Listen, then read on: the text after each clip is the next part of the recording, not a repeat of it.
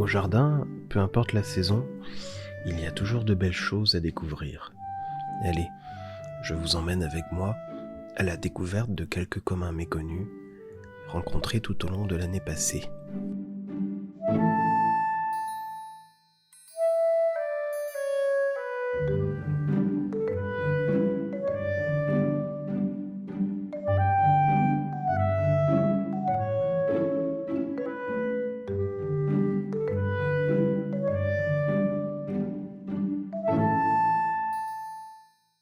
Le vent souffle aujourd'hui.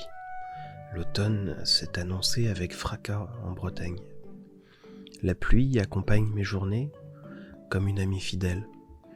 Je ne la déteste pas, elle fait ressortir les bonnes odeurs de la terre et me fait apprécier plus encore le moindre rayon de soleil. Les bottes sont pleines de boue.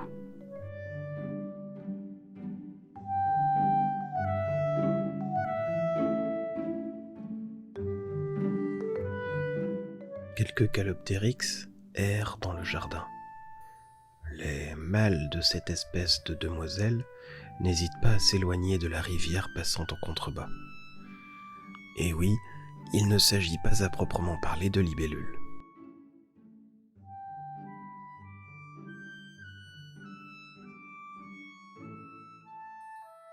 Chaque jour, le patouar chanvrine est visité par les papillons. Elle le sera jusque tard en saison, et je me plais à venir les observer le plus souvent possible. Quel spectacle lorsqu'elle est en pleine floraison. Ce sont des dizaines de papillons qui s'y affairent. L'espèce la plus représentée aujourd'hui est la petite tortue, qui n'a rien de reptile. Visible en vol de mai à septembre, ce beau papillon compte parmi les plus communs et les plus abondants en France. Ses chenilles se développent sur les orties, une bonne raison de ne pas toutes les arracher. Sur ces images, on peut observer la grande adresse avec laquelle cette petite tortue utilise sa trompe afin de se nourrir. C'est grâce à cette dernière, une sorte de tube, que l'insecte aspire le nectar des fleurs qu'il visite. Cette spiritrompe peut être pliée. En effet, il ne serait pas commode de voler avec un tel membre déplié. La trompe se replie donc en s'enroulant sur elle-même. D'où d'ailleurs le nom de spiritrompe, une trompe en forme de spire.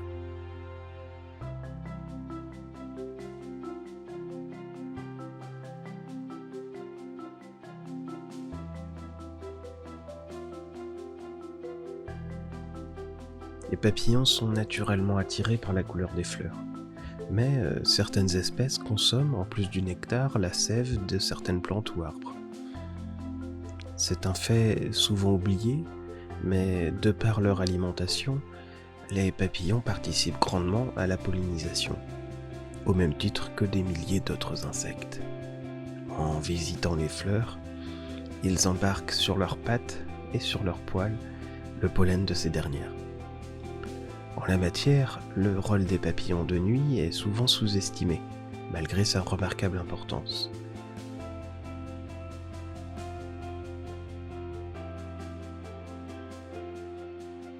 Les abeilles ne constituent en fait qu'une petite fraction des pollinisateurs.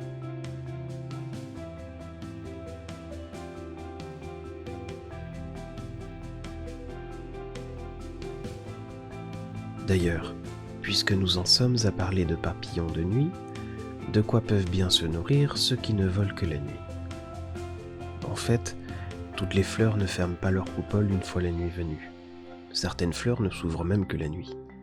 Et puis, les papillons de nuit sont plus ou moins nocturnes. Quelques espèces volent au crépuscule ou à l'aube, parfois les deux, et certaines comme le morosphinx ou la panthère volent majoritairement de jour.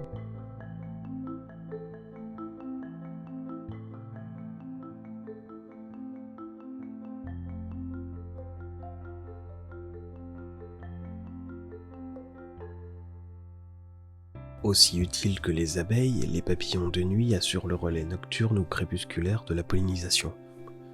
Mais cela va même plus loin, puisque l'on sait aujourd'hui que les papillons de nuit ont tendance à visiter des fleurs que les pollinisateurs diurnes que sont abeilles, cirfes ou papillons de jour ne visitent que peu.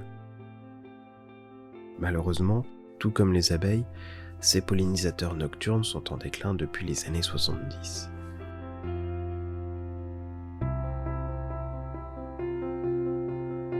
Puisque l'on vient d'évoquer les cirfes, en voici un fier représentant, la volucelle zonée. Cette mouche est capable de vol stationnaire et n'est pas sans rappeler l'aspect d'un frelon. Inoffensive, son costume de frelon est dissuasif. Il sert à tromper ses prédateurs qui ont appris à éviter tout ce qui ressemble de près ou de loin à cet hyménoptère. Mais ce costume n'a pas seulement un rôle dissuasif, car notre belle volucelle va pondre ses œufs dans les nids dans les nids des frelons. Mieux vaut donc pour ce faire porter le costume de l'emploi afin de passer incognito. L'habit ne fait pas toujours le moine. De loin, sans s'attarder sur les détails. Elle a vraiment l'allure d'un frelon européen, non ?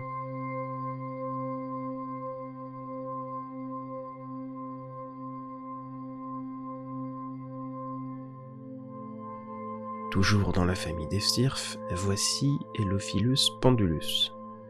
Généralement observable de mai à novembre, ce petit diptère mène plusieurs générations chaque année. Les larves sont aquatiques, elles se nourrissent à la surface de l'eau de différents débris végétaux en décomposition. Les adultes, eux, se nourrissent de nectar et de pollen. Pourquoi ce nom ? Hélophile signifie qui aime les marais, et évoque donc l'habitat type de cette mouche, les milieux humides. Le nom d'espèce Pendulus évoque quant à lui le vol suspendu, c'est-à-dire le vol stationnaire dont est capable l'insecte. Ainsi, ce beau cirfidé est bien nommé. Sur ce cliché, l'on observe l'accouplement de l'espèce, qui a généralement lieu de la sorte sur différents végétaux.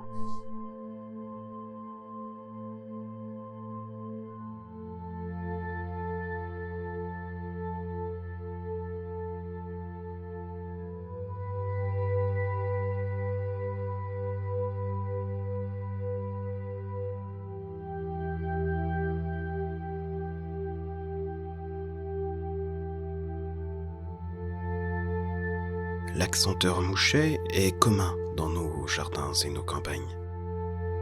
Ce petit passereau est réputé discret et ne se remarque pas toujours au sol, tant son plumage lui permet de passer inaperçu.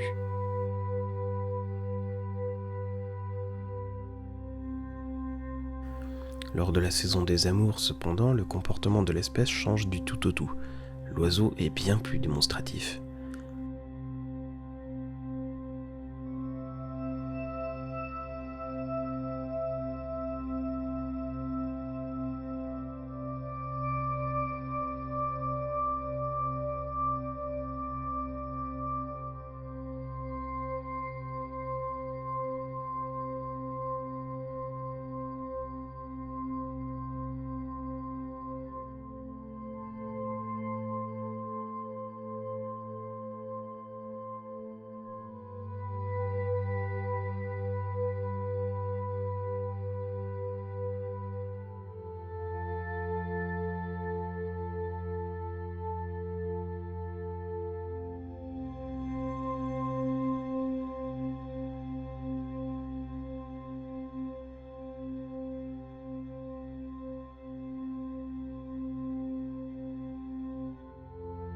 Souvent confondus avec le moineau du fait de leur plumage proche, on peut notamment l'en distinguer par la forme de son bec.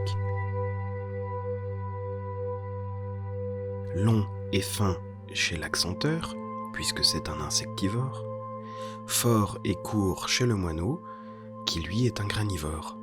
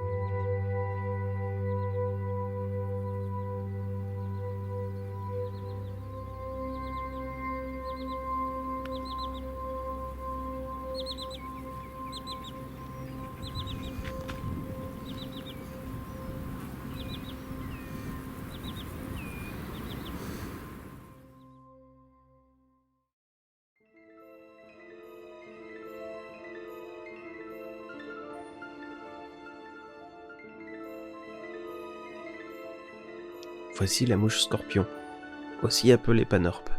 Malgré son nom, l'insecte n'a rien d'une mouche ni d'un scorpion. On lui a donné le nom générique de mouche, sans doute parce qu'elle vole et qu'elle a 2 ailes. Mais en réalité, la mouche scorpion est un mécoptère, et non un diptère, tout un monde de différence. Seuls les mâles de cet insecte présentent une pince rappelant celle des scorpions au bout de l'abdomen. Ici, vous l'avez deviné, il s'agit donc d'une femelle.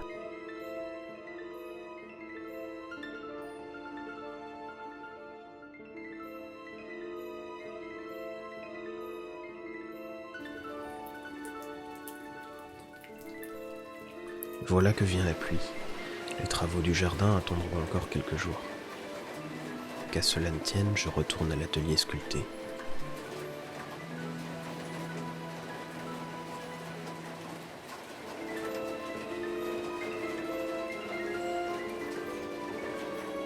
Sur les fougères évolue nonchalamment un petit escargot. Cette espèce très commune dans les parcs et jardins est connue pour son polymorphisme. En effet, sa coquille peut revêtir des dizaines d'aspects différents. Tous hermaphrodites, les escargots ne pratiquent pour autant pas l'autofécondation. Ils ont besoin d'un partenaire et de s'accoupler avec lui afin de se féconder mutuellement. Les escargots comptent parmi les espèces communes, souvent banalisées, qui nous confrontent très vite à une grande altérité biologique. Tout ceci, toute cette altérité, cette ingéniosité de la nature, toutes les voies étranges qu'elle peut prendre, tout ceci me laisse toujours rêveur.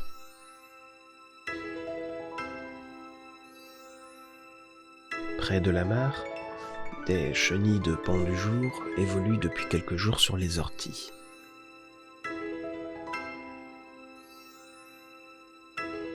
Difficile de ne pas remarquer la présence de ces chenilles par leur nombre et par les traces de leur passage.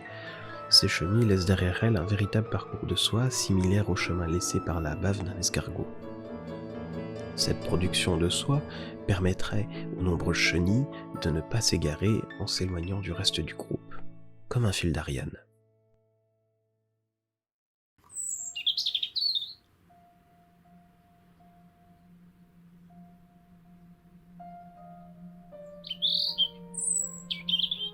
Déjà, le soir tombe. Depuis quelques minutes, un rouge-gorge familier chante dans le laurier.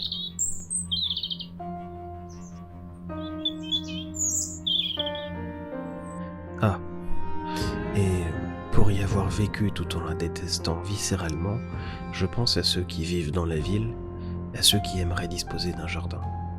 Je pense à tous ces gens-là et aimerais leur exprimer ma sollicitude. J'aimerais aussi dire à tous à quel point disposer seulement d'un jardin ne suffit pas à voir la moitié des espèces que je présente sur Merlicolor, et à quel point aussi les villes peuvent être pleines d'une certaine biodiversité. Bien souvent, il me faut changer de milieu, parcourir des dizaines de kilomètres pour rencontrer une espèce en particulier. Sortons, prenons le large, partez en promenade dans les campagnes, partons en aventure.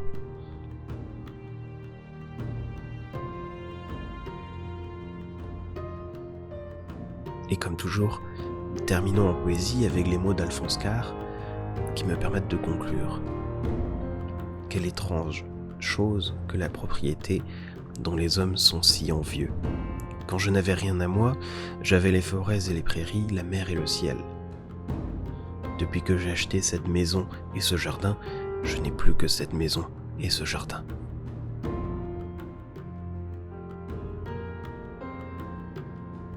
L'espace des commentaires est à vous. Si vous aimez mes vidéos, pensez à vous abonner. D'ici là, continuons d'ouvrir nos yeux et nos oreilles et prenez soin de vous.